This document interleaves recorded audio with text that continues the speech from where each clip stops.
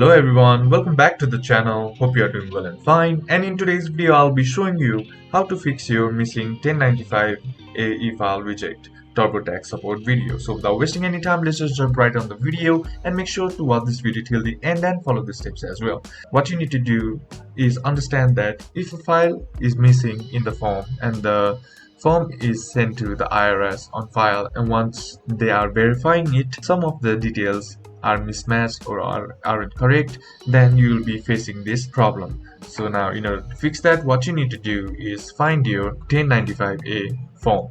And now, if you don't have it, what you need to do is head over to healthcare.gov.com, and then what you need to do is just log into your account, and from here you'll be able to get your 1095, and from here you'll be able to get 1095A form.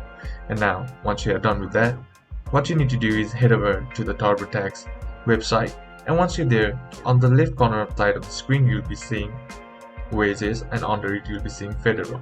Now below that you'll be seeing this option that says medical, and under it you'll be provided with three options.